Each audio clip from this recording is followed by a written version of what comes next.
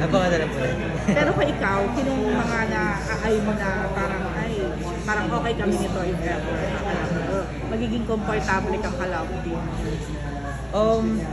I mean, close ko po kasi si bata pa lang kami, magkaibigan na kami ni Sofia pa.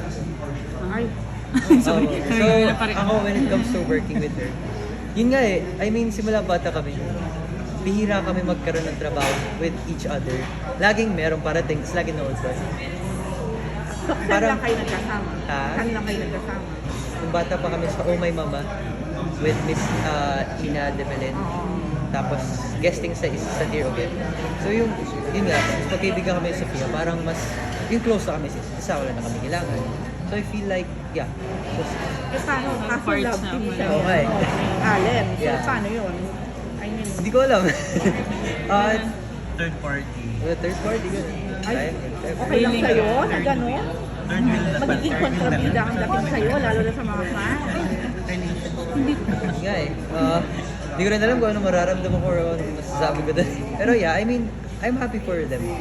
Si Alan, close ko rin naman si Alan. Lagi kami magkasama. So, yeah, I'm friends with them. Yun ba yung path na sinasabing plano for you? O hindi mo na-imagine na gusto mo yung mga kagaya ni na Joshua Garcia ngayon na walang Na solo. love? What do you mean ba? Yun yung pattern Parang, GMA sa parang Parang yung solo parang ka lang. hinahanapan ka sabi mo, o hindi mo ba sinasabi na parang gusto mo subukan na iba-iba na lang yun? Sinasabi ko po sa GMA na gusto ko rin makalab, magkaroon gusto mo na na may- because I wanna try it. Kasi it looks fun. Lagi ako na, like, si Isabel, sila Kuya Rulo, Ate Bianca, sila Kuya Mavi, sila Ate Tay. Nakikita ko sila lagi, so parang gusto ko rin matry yung mga ganun, yung mga ginagawa nila. So, sinasabi ko sa GMA na gusto ko rin po matry. Yun. Yung schooling mo, kumusta? Nag-aaral ka ba? Currently po, nasa grade 11 po ako. Somehow, yung school ko po kasi, I'm very grateful for my school. Kasi yung school ko, simula nag-start ako sa showbiz, sila na po yung school ko. So when it comes to my schedule, sobrang convenient po nila. So, surviving, I mean, maraming mga nade-delay, pero humahapon ko. Tinatry ko. Sa Inocencio, small school in Pasig. Inocencio integrated school. Maliit na school sa Pasig. Ako, outside of showbiz, ano pa yung ibang ginagawa? Meron ko bang ibang sports, activities, o anong focus ka talaga sa? Nung bata po ako, I really love playing basketball. Lalo nung before the pandemic, hindi pa nagsasara yung mga basketball courts. Nag-varsity din po ako ng grade school. Basketball po talaga. I love being active. Playing games, dancing, hindi, part na rin naman na yun ang pag-art. Kasi basta being active, like, gusto ko po nagsa-sports. Sino ang mga pinapangarap mong bang trabaho? Oh, ang dami. Since bata ka pa lang pala na ano ka na eh.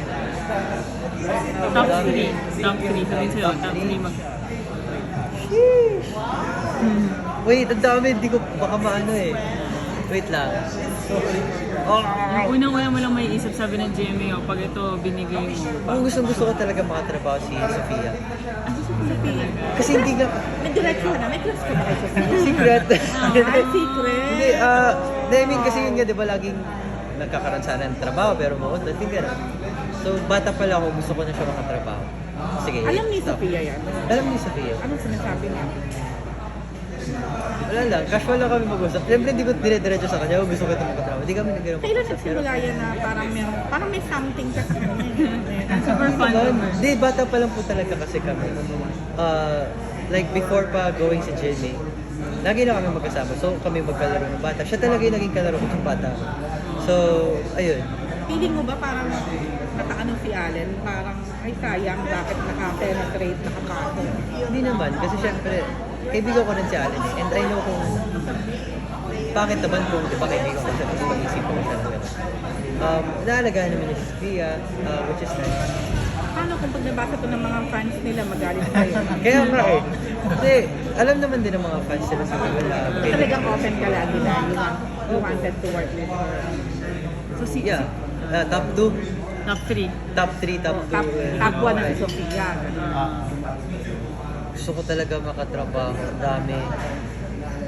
Si Sir John Lloyd Cruz is one of my isa sa mga pinapanood ko when it comes to sa mga movies. Galing niya umarte. nakatrabaho ko na si Kuya Paolo Contisan, isa pa siya na isa sa mga pinaka-idol ko mati. Pero nakatrabaho ko na siya. Nag-young po ako sa kanya, nag-young role po ako sa kanya sa NF by Heart and Sorcery. So, sino yung last? Hindi ko pa nakatrabaho si Ate Isabel. Isabel. Crush ko po si Ate Isabel. Kaya pala isagil lang. Wala na, parang ang dami na magagalit sa akin. May question lang ako. Ay, sorry. Yes, ma'am. Kasi uso ngayon yung mga BL boys love. Open ka ba? Kung partner ka sa... So ngayon po baka hindi po muna. Kasi parang feeling ko hindi ko pa mabibigyan ng judgment. Hindi ko pa kaya bigyan ng judgment. Ayun na. Ito na lang last question Yes. ko. Kasi alam mo sobrang dami ng mga nag-artista, sobrang dami nyo na.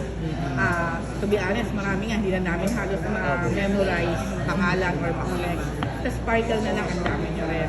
Anong meron sa'yo na masasabing maging Sparkle ka among others? Okay. Di siguro kasi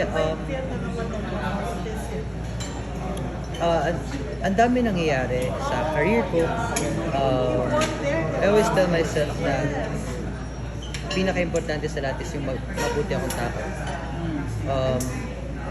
Kahit gaano pa ako katagal, I will still keep my feet on the ground, low to the ground. I will never forget the big things and the people that yung nakatulong sa akin. Yung tinatry ko pa rin maging totoo, tinatry ko pa rin maging humble, and hindi ko talaga kakalimutan kung ano yung pinagsimulan. Ganun. And also, as much as possible, I know I'm not the perfect actor, I'm not the perfect artist, pero I know to myself na it's not an overnight thing. Kailangan ko talaga bigyan ng trabaho. Parang hard work. Kailangan kong bigyan ng puso, kailangan kong pagpaguran ko yung ginagawa ko. So, may idea ako. So, yun. Ako na lang, what's your